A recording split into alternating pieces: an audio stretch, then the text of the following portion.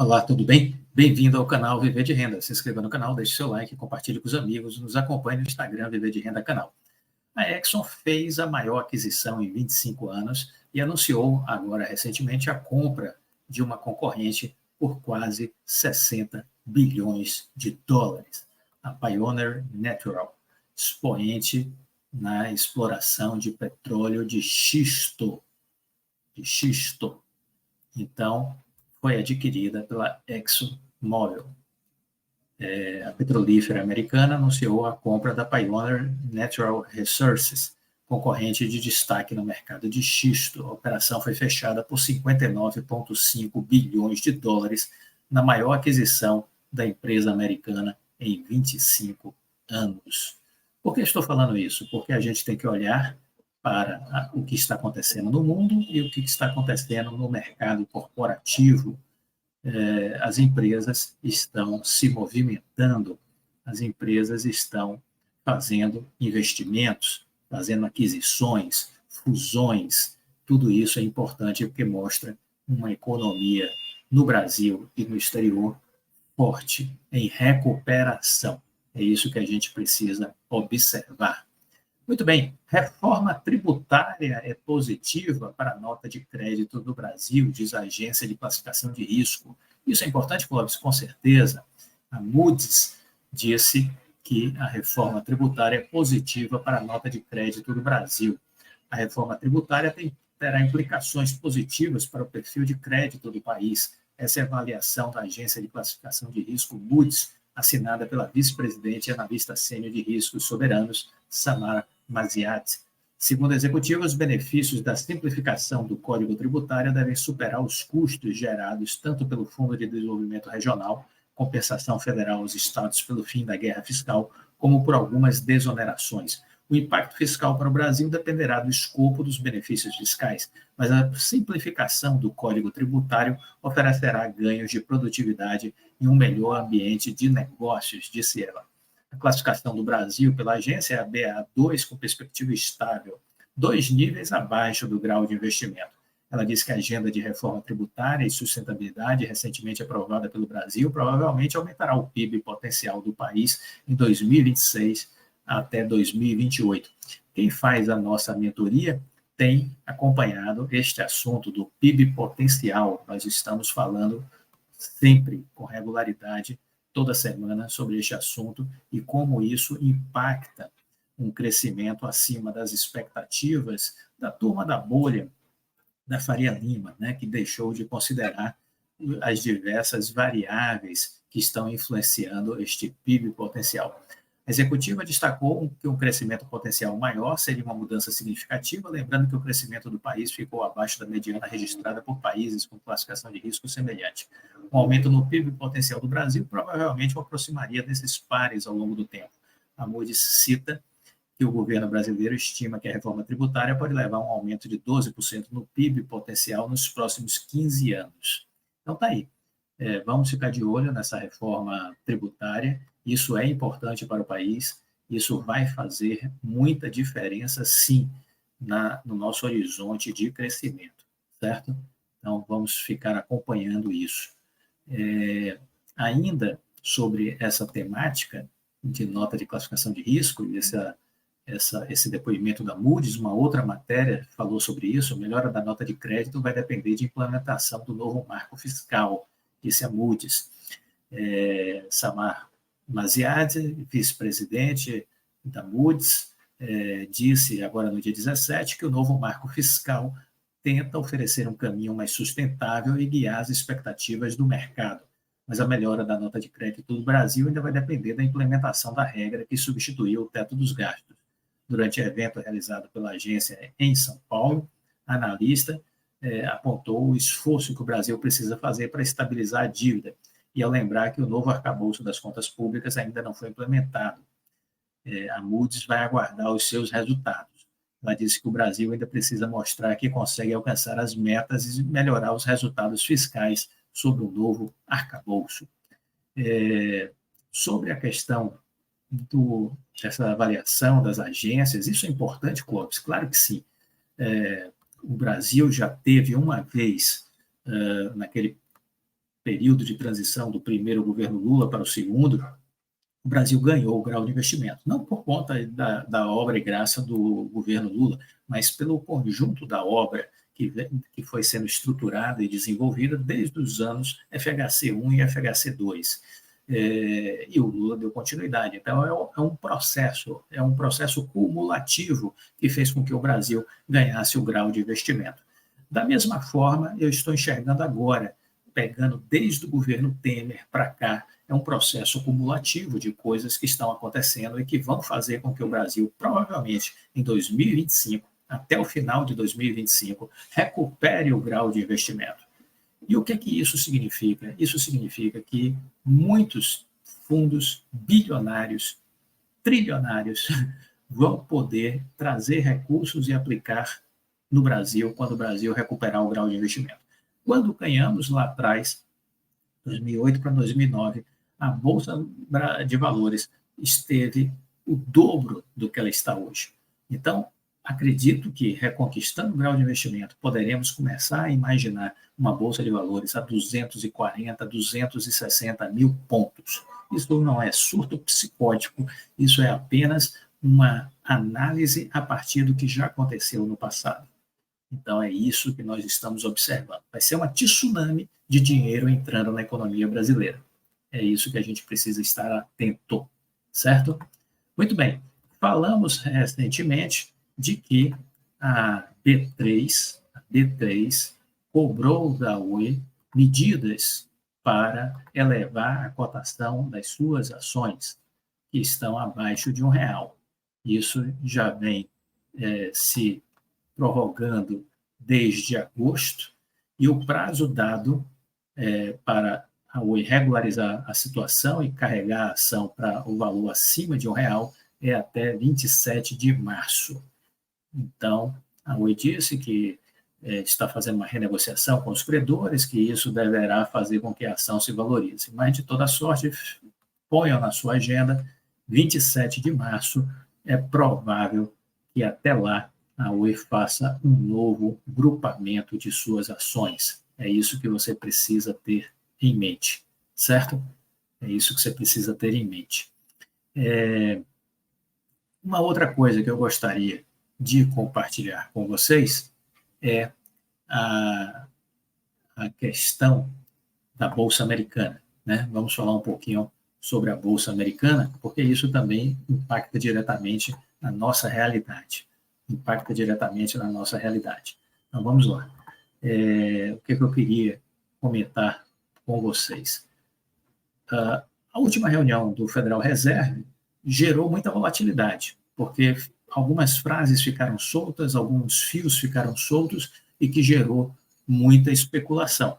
Vamos ver o que foi dito recentemente agora, nesses últimos dias. Condições econômicas evoluem como esperado e não há previsão de recessão nos Estados Unidos, disse membro do Federal Reserve.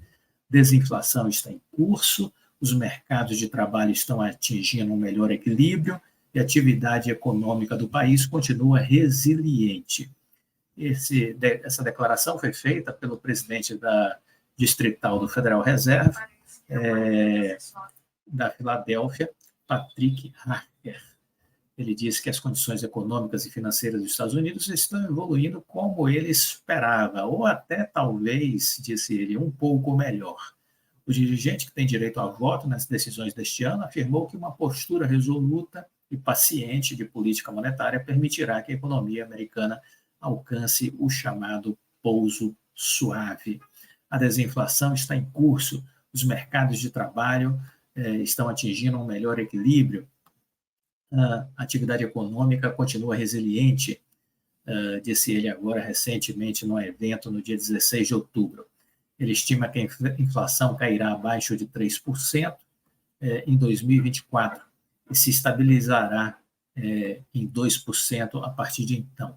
Ele prevê que a taxa de desemprego terminará o ano em torno de 4%, aumentará levemente a 4,5% em 2024 e retorne em direção a 4% em 2025. Essa trajetória colocaria o desemprego em linha com a taxa natural de desemprego ou com o nível teórico que as condições do mercado de trabalho suportam uma inflação estável de 2%.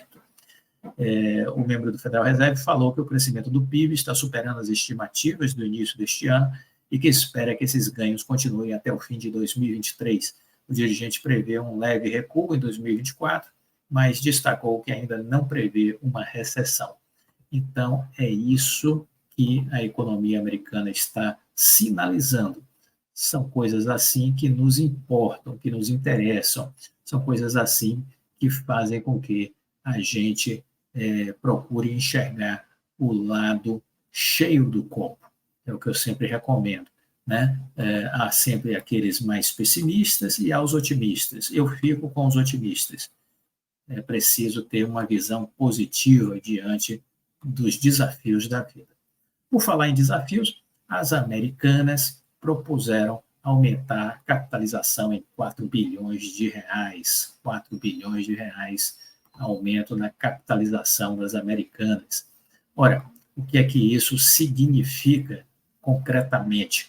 A Americanas apresentou, agora, esses dias de outubro, dia 10, uma nova proposta aos credores, aumentando em 4 bilhões a capitalização da companhia, reduzindo sua alavancagem quando a empresa emergir da recuperação judicial. A proposta, assinada por Jorge Paulo Lemann, Beto Sicupira e Marcel Teles, prevê aumentar a injeção de capital imediata, chegando a 12 bilhões de reais. Destes 12 bilhões de reais, 6 bilhões é o cheque que será assinado pelo Beto Sicupira. 6 bilhões, metade desse valor é o Beto Sicupira que vai assinar o cheque. Por quê? Porque era ele que acompanhava as americanas, era ele que era o responsável pelo acompanhamento das americanas. Então, a maior responsabilidade pela supervisão do que acontecia era dele em relação aos sócios outros. Né? Então, o Lemann vai colocar 3 bilhões de reais, o Marcel Teles 3 bilhões de reais e o Beto 6 bilhões de reais. É isso que vai acontecer. Os bancos, por sua vez, aumentariam a sua parte em 12 bilhões de reais na capitalização da empresa. A dívida será convertida em equity, ou seja, 12 bilhões de reais na parte dos credores, os bancos, converterá essa dívida em equity. Os termos foram apresentados numa reunião entre a companhia, Roberto Thompson, representante dos acionistas de referência, e os CEOs dos bancos credores. E eu digo a vocês, pelos bastidores, de que essa proposta foi bem aceita. Os 2 bilhões adicionais do trio já estavam previstos na proposta anterior, seriam desembolsados, no entanto, no início de 2027 e 2028, e agora passa a ser um desembolso imediato. Com este capital adicional, nos termos da proposta apresentada, a Americana sairá da recuperação judicial, vejam vocês, com uma dívida bruta de 1,87 bilhão de reais. A Americana sairá da recuperação judicial com uma dívida bruta de 1,87 bilhão de reais. Hoje a companhia tem uma dívida bruta de 42 bilhões de reais, dos quais 5,5 bi são de fornecedores, 1,6 bi de caixa referente a litígios retidos e 35 bilhões dívida com os credores bancários, certo? Com os bancos, 35 bilhões. Depois da conversão de 12 bi dos bancos, essa dívida deles cai para 23 bi. Isso aqui é a conversão em ações, né? Então, a dívida cai para 23 bi. Em seguida, o plano prevê que a companhia usará 2 bilhões para amortizar a dívida por meio de um leilão reverso, com desconto mínimo de 70%. Desconto mínimo de 70% sobre a dívida restante.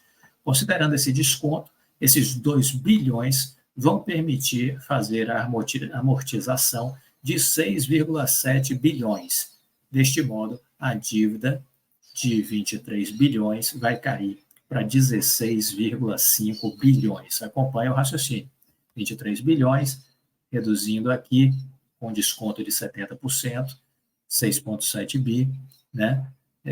Ela cai para 16,5 bilhões. No passo seguinte, uma parte da dívida será refinanciada em uma dívida nova, com prazo de 5 anos e carência de juros de 2, no total de 1,87 bilhão. Esta passaria a ser a única dívida da companhia depois da recuperação judicial. A dívida bancária restante, agora abatido isso, ficou em 14,6 bi, teria um down payment de 6,7 bi. O saldo da dívida desaparece por seu haircut dos bancos. A proposta mostra um avanço nas negociações e a empresa trabalha para que o plano seja apresentado e votado ainda este ano, até dezembro. Os credores só poderão se comprometer com o plano depois que tiver a publicação dos balanços auditados de 2021 e 2022, que estão sendo refeitos pela BDO e devem ser apresentados dia 31 deste mês. Segundo uma fonte próxima, a Americanas está estudando apresentar, junto com os balanços, um planejamento estratégico para os próximos anos, com algum tipo de guidas de EBITDA. A companhia está trabalhando para apresentar até o final do ano o balanço dos 3 primeiros trimestres deste ano.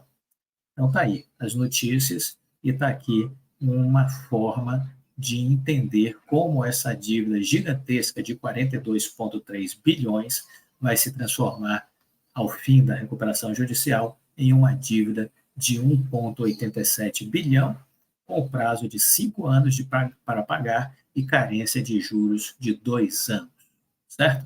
Então, é essa a equação das Americanas, o que faz acreditar que a empresa poderá se recuperar, obviamente não mais para ser a gigante do passado, mas para ser uma empresa viável e que possa, talvez, em 2, 3 anos, ser vendida para algum player dominante do mercado. A parte digital das Americanas caiu absurdamente, em torno aí de 90% a queda do negócio digital. Compreensível, porque muita gente ficou com medo de comprar nas Americanas e não receber. Mas ela tem uma marca forte, uma marca conhecida, e pode-se trabalhar isso do ponto de vista de marketing e fazer, sim, uma recuperação. Mas eu enxergo que o grande propósito dos acionistas controladores ou de referência vai ser colocar a casa em ordem, colocar o trem sobre os trilhos, fazê-lo andar, e quando ele começar a ganhar velocidade, começar a fazer um processo de recuperação de seu valor, eu imagino que eles vão colocar à venda as Americanas e um novo player vai assumir. Quem seriam os candidatos naturais a adquirir um negócio como o das Americanas? Olha, nós poderíamos pensar no Brasil, no Magazine Luiza.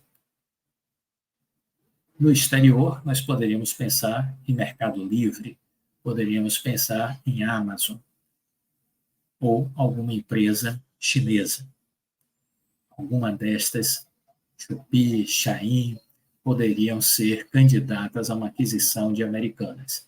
Este é o cenário que a gente enxerga para os próximos anos. Vamos acompanhar e vamos ver o que vai, de fato, acontecer. Certo? Por fim, quero aqui reforçar de que a B3 pediu providências à Oi com relação ao preço baixo de suas ações, abaixo de R$1. Não pode. Então, a Oi tem que fazer alguma coisa. E a B3 formalizou um questionamento sobre o valor das ações, já comentei aqui, e a Oi respondeu dizendo que pretende enquadrar a cotação até março de 2024, conforme o prazo dado pela B3. A companhia disse que a aprovação e homologação do novo plano de recuperação judicial deverão ter um papel fundamental para o futuro da companhia e trarão visibilidade quanto à sua sustentabilidade, o que deverá, no entendimento da Oi, se refletir em valorização das ações da mesma, tornando assim desnecessário a realização do grupamento de qualquer outra medida para a retomada do patamar acima de R$1. No entanto, outras possibilidades não estão descartadas. Caso a cotação de suas ações não se enquadre de forma consistente, a Oi pretende, então, propor ao Conselho de Administração reenquadrar o valor da ação ao patamar exigido pela B3, fazendo um novo grupamento de ações. A Oi recentemente estava aí na casa de 0,59 e ela precisaria estar acima de R$1. Ela está abaixo de R$1 desde meados de agosto, e o prazo dado para a Oi resolver essa situação é até março de 2024. Então, está aí a declaração da Oi. O processo contra a Lix e contra a Oi segue tramitando, e se você quiser aderir, ainda dá tempo. Aqui na página de comentários tem os links de 3 possibilidades de adesão e você também tem a possibilidade de aderir, se for o caso, ao processo contra as Americanas. Tem um link que eu estou deixando aqui na página de comentários. Deixe-me ver se eu tenho mais uma informação aqui que seja importante para compartilhar com vocês. Olha, eu tenho uma mensagem aqui que eu recebi do presidente do Instituto Empresa, ele dizendo o seguinte, que o processo que está tramitando contra a Oi, ele é um processo que está aberto, online, para quem quiser ver. Então, como fazer? Você tem que entrar na página do Tribunal de Justiça do Rio de Janeiro, Tribunal de Justiça do Rio de Janeiro. O número do processo é 09 19 512 09 19 512 -33 20 23 8 19 0001. Este é o número do processo. Vou repetir. 09 19 512 -33 20 23 8 19 0001. Então, você pode entrar no site do Tribunal de Justiça do Rio de Janeiro, colocar aí o número do processo, você consulta isso no campo que tem lá a menção acompanhamento processual. E aí você pode acompanhar o andamento deste processo, que continua tramitando, foi dada entrada em 31 de agosto deste ano.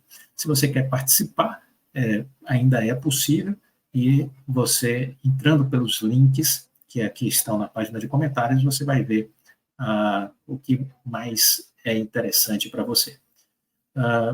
Relatório de outubro da seleção de empresas já foi divulgado desde o início do mês. Estamos trabalhando com o relatório de novembro, que deverá ser divulgado em breve. Esteja atento. Se você ainda não é assinante da seleção de empresas, venha correndo assinar, porque isso vai ser muito útil para você investir com segurança e tranquilidade, entendendo o que está acontecendo no mundo, o que está acontecendo no Brasil, e construindo estratégias que façam sentido com a realidade. Deixe o like, compartilhe com os amigos, fique com Deus e até a próxima. Tchau.